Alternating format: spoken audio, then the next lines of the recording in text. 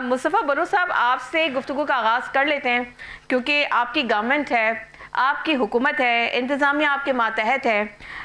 फिर ये जो कातिल पहिए है ये किसी के काबू में क्यों नहीं है सर?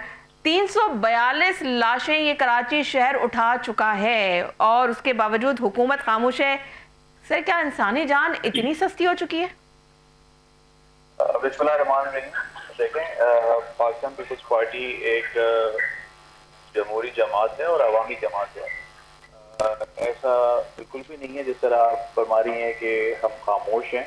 पाकिस्तान पीपल्स पार्टी ने और सिंध हुकूमत ने हर एक फर्द के जान माल की हिफाजत की यकीन दहानी हमारी है और इंशाल्लाह हम पूरी कोशिश करेंगे कि जहाँ जहाँ जो ऐसे वाक़यात हो रहे हैं उस पर सख्त कार्रवाई की जाए और कार्रवाई हो भी रही है।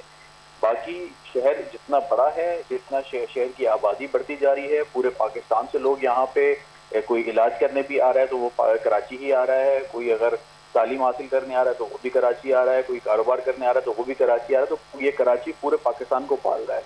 जब कराची में इतनी आबादी बढ़ेगी, कराची के रिसोर्सेज, जाहिर है आप एक लिमिटेड रिसोर्सेज में पूरे शहर को आप जब चलाते हैं तो उसमें इश्यूज आ जाते हैं। लेकिन सिंध हुकूमत हर मुमकिन कोशिश कर रही है कि ट्रैफिक कवानीन भी मजबूत तरीके से जो है ना बेहतर बनाए जाए, जिसमें ऐसे वाक़यात भी ना हो और साथ साथ लोगों के जान माल की हिफाजत भी की जाए।